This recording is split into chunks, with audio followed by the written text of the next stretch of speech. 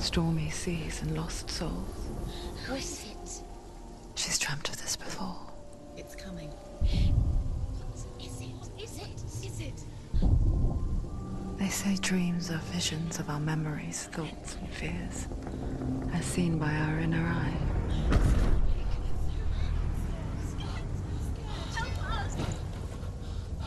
But what if each one of us is always dreaming, even when awake?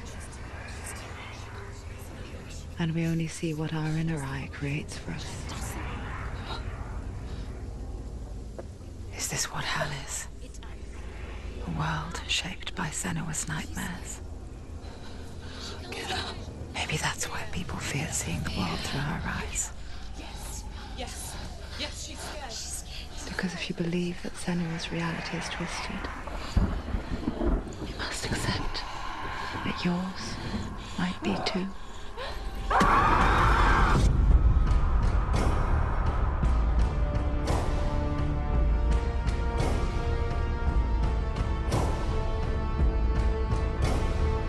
Hellblade: Senua's Sacrifice is a video game about Senua, a Celtic warrior on a vision quest into Viking territory. But what sets our hero Senua apart is that she suffers from severe psychotic mental illness. He knows she's getting closer. He can feel her coming closer. She's getting closer. The original idea for Hellblade was to create a classic hero's journey, a journey of suffering, but one where the fantasy world is not another planet or alternate universe, but a world that is constructed in Senua's mind. But to do so would mean putting psychotic mental illness at the center of the experience, a subject that is still considered taboo, and a challenge that was both terrifying and exciting in equal measure. In Hellblade, the starting point was a newly discovered Celtic goddess called Senua in Ashwell, Hertfordshire. When first discovered, her name was thought to be Senua, a name which I liked and kept. I wondered if Senua might have been a Celtic warrior like Boudica who stood up to the Romans. While the Romans had conquered all of Europe, there was a group of Celts up in the furthest reaches of the Roman Empire that could not be conquered, the Picts. And so the Romans built a wall, called Hadrian's Wall, that spans across Britain from sea to sea to keep the Pictish barbarians at bay. The Picts were known for their war paint, painted on with woad, and their matted hair clumped with lime. And so Senua would be a barbarian Pict in this image. What's your name? Senua. I haven't seen you before. I don't leave home much. Oh, Zenua's daughter. I have to go. Wait! Orkney is off the coast of Scotland and was inhabited by the Picts, steeped in history and mystery, and so I made Orkney Senua's home and set the stage for a crisis. In the late 8th century, the first Vikings landed on the Orkney Islands. The population of the Picts crashed thereafter, replaced by the Norsemen of the 9th century. Were they wiped out? We don't know for sure, but it would seem likely given the reputation of the Vikings. The Northmen's brutality is legendary.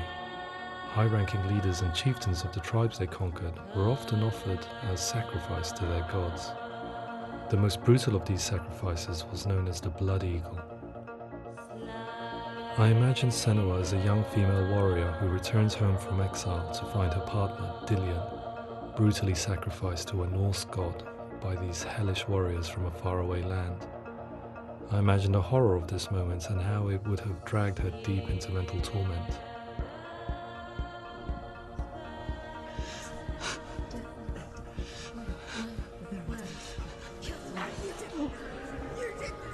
No!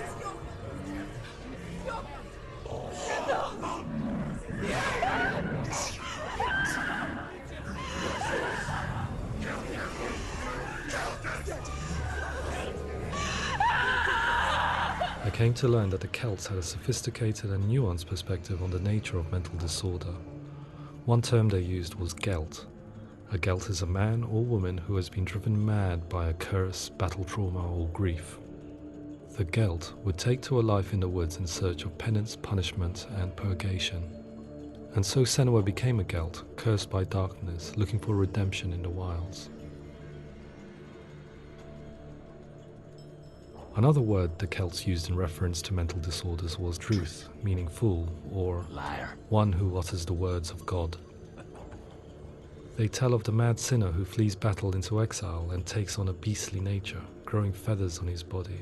A known person called Findan, an 8th century Irish Celt who was captured and enslaved by the Vikings, but eventually escaped to Orkney where he became a monk.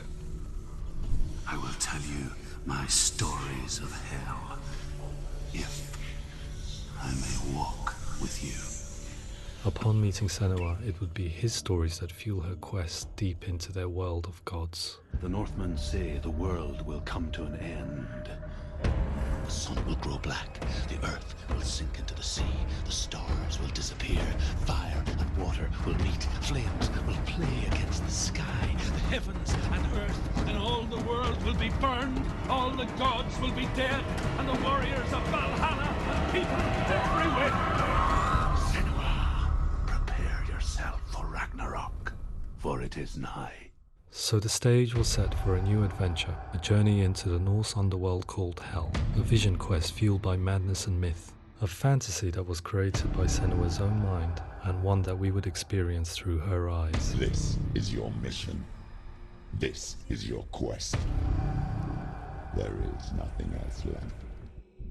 To make a game about a warrior with psychotic mental illness as its central theme was fraught with danger. Mental illness, such as psychosis, is still taboo and rarely acknowledged in a century of cinema, never mind the new medium of games.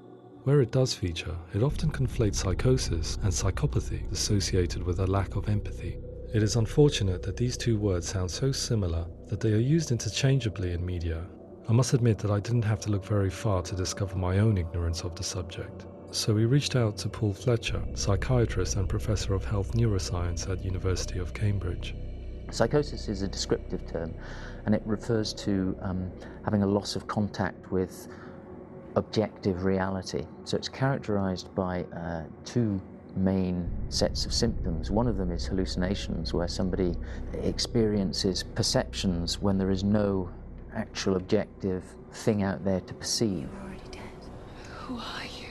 And the other is delusions, where somebody comes to very often bizarre, unpleasant, frightening beliefs when there's no good evidence in favour of them. There's no doubt about it.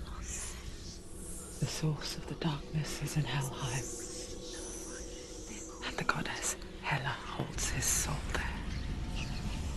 We reached out to Welcome, a biomedical research charity that spends billions on research and awareness programs aimed at improving health.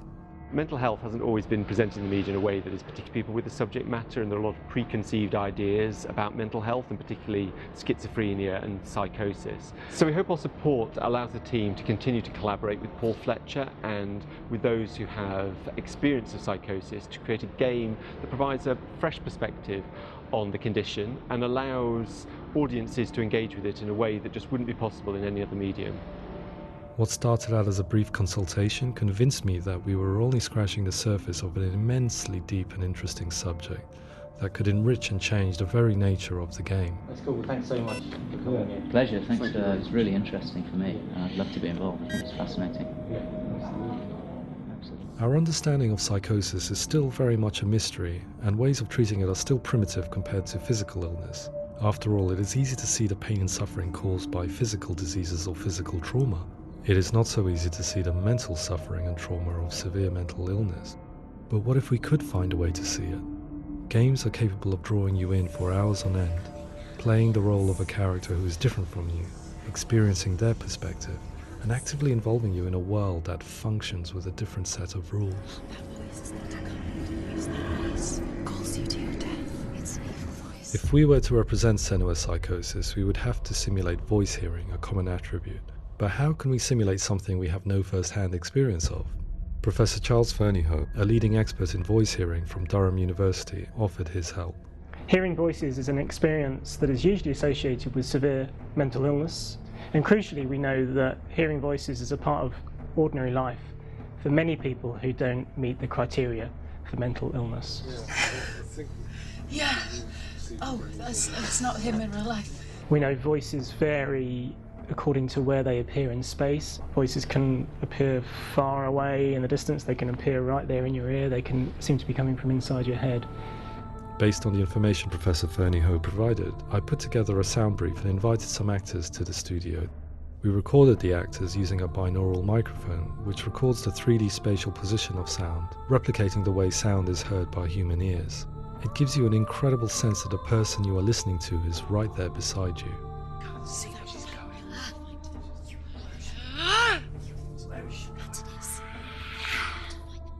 Rachel Waddingham from the Voice Collective came to our studio with 2 young voice hearers to speak to our team.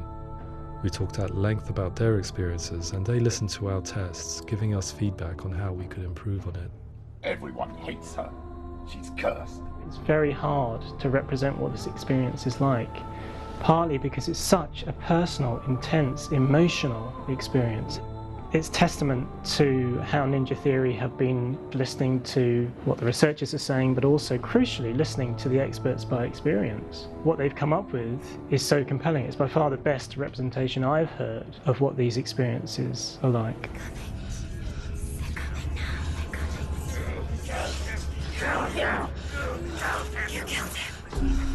Other common attributes of psychosis are visions and flashbacks. We met with Recovery College East, who work with and care for people recovering from severe mental disorders. A group of service users gave us their first-hand account of what they experience. Sometimes when the visions or what we're seeing is too much, it becomes more difficult until eventually we perhaps don't see anything. The people we spoke to, the stories they told, were fascinating, harrowing and mind-boggling. The reality of what people experienced was vivid, far exceeding what I could possibly have imagined. We went away itching to represent some of these visions and flashbacks in the game. As we all know, my heart is so, love is so far away. Don't you know how I wanna feel deeper? I could never know how you grow, all these days are killing me. Now I see deep in me insanity does unfold. I just wanna feel deeper, deeper. I just wanna feel deeper, deeper.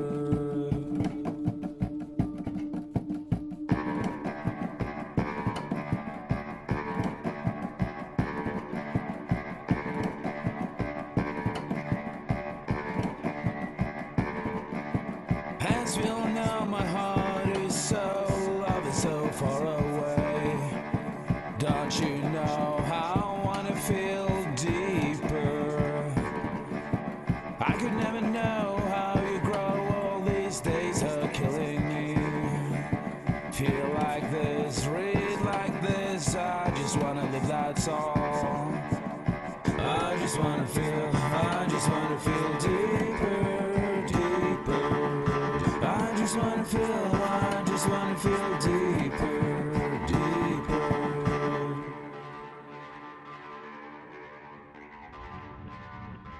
To refine our work, we continue to hold meetings with Recovery College East over the course of a year and a half, showing them what we had achieved so far and refining the in-game representations based on their feedback. With their help, flashbacks, visions and changes in perception were woven into the story and gameplay of Senua.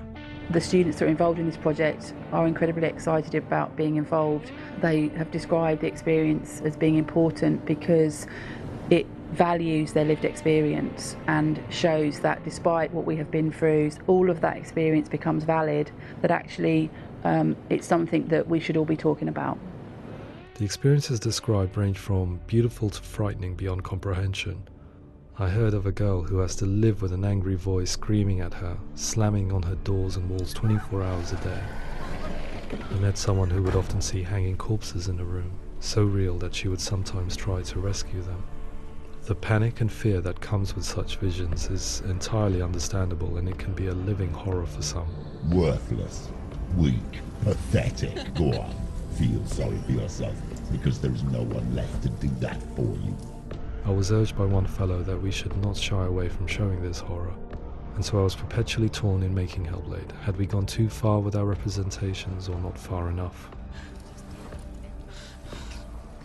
broken and lost. Just like your soul. Come on.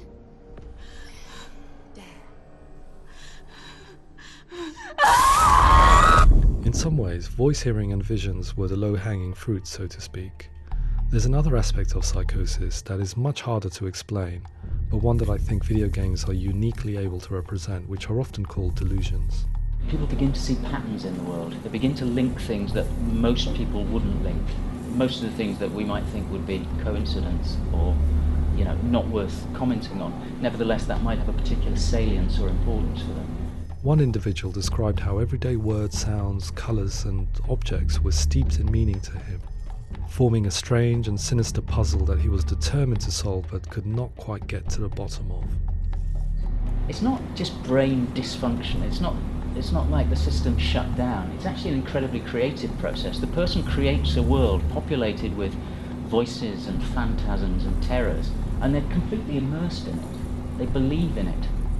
We often invite people into the studio to play the game. In one of our playtests, they played through much of the game, making associations between runes, secret messages, and the threat of darkness that stalked them. There are many things that happen in the world of Hellblade that make perfect sense within the context of Senua's mind. The dark rot that's killing her slowly from within, the secret runes of the gods that block her path to Helheim, and strange associations that exist in the game to confuse you. To complete Senua's quest, you have to internalize and accept the logic and meaning behind these things to progress. Afterwards, they said that they didn't see much evidence of mental illness in the game. People with delusions of all sorts would argue the same thing, that they are not aware of their experience being abnormal in any way. I need this sword. It's important. Representing perception changes and thinking patterns within Hellblade gives us a set of symptoms common in psychosis. But people with lived experience were keen to emphasize another point, that it is wrong to define a person by their symptoms. Quite often, the illness comes not from the symptoms, but from the stigma, isolation and mistreatment that comes about from the rest of society. They say that I'm cursed. What if they're right? I needed someone to portray Senua, someone who could believably internalize her suffering.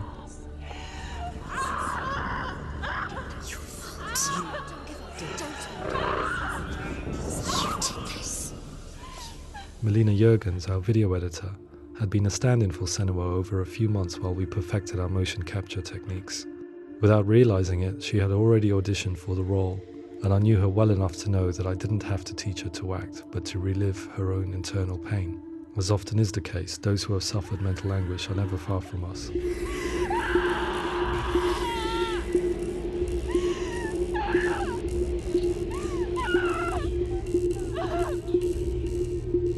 My hope is that by creating a compelling and aspirational character in Senua who feels very much real, albeit in a fantasy setting, we can provide a lens into her reality, a different one to yours, and this is where storytelling comes into play. I imagined her life based on common threads in real people's lives. She was always prone to psychosis as a child. Her mother Galina also heard voices and had visions, so perhaps there was a genetic aspect. Or perhaps it was cultural, as she lived within a world without science, of gods and superstition, as exemplified by her druid father Zimbal. Psychosis developed in her late teens to early 20s and was exasperated by stigma and isolation at the hands of the clansmen and her father. This darkness. It's spreading. The trauma of seeing her lover Dillian sacrificed tips her over the edge, making her remodel her reality around a concept that connects everything: the darkness. So the question, is what Senua experiences real? Can only be answered by saying, yes, it is real. It is her reality. All of her suffering will have been for nothing. It's just a matter of time.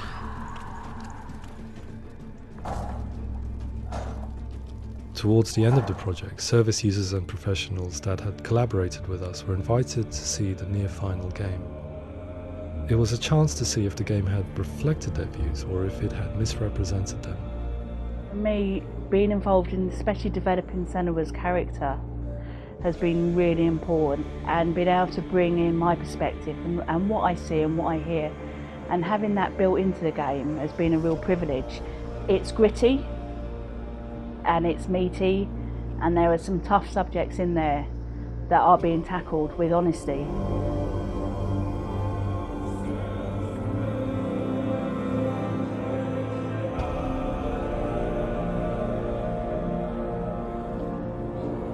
I was blown away by it today, absolutely blown away. It was just fantastic to get the opportunity to use our lived experience in a very creative way.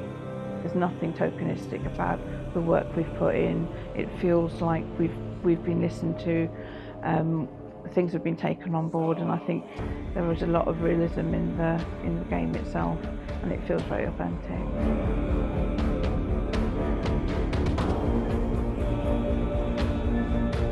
Hellblade will give people a good experience of what it's like to hear voices and have those experiences. I'm glad that the guys at Ninja Theory kind of asked us to come along and help them build an experience that's positive when it comes out, and get myself a copy and have a go.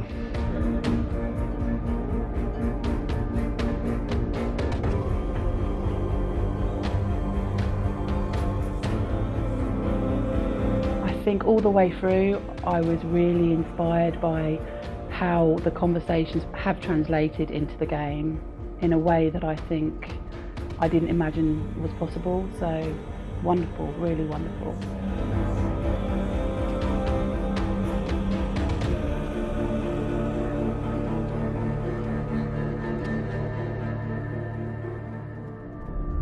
I really hope that others will follow the lead they've set and use the power of something like a video game to change people's perceptions, to increase understanding, and ultimately to make some of the stigma around voice hearing and other experiences go away.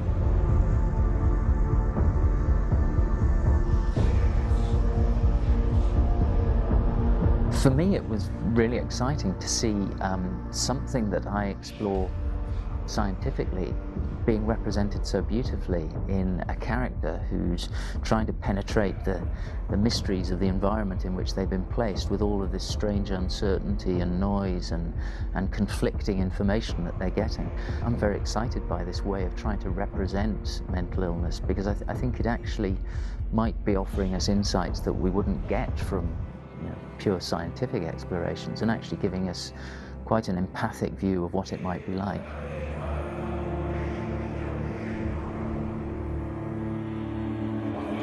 Mental illness has been with us for as long as we have been on this planet, but why? Why hasn't evolution stamped out this weakness from within our gene pool? I often pondered this question until I realized that the question had an inbuilt flaw. It assumes that being and thinking differently is a weakness. The only reason we have computers, spacecraft, medicine, poetry, art, and yes, even video games is because individuals are able to simulate new abstract realities in their minds and share them with the rest of us. We need people to be willing to see differently in order for us to progress and survive as society. And we need to be open to these new ways of seeing. And it is this spirit that motivated me to create Senua's story and share it with you.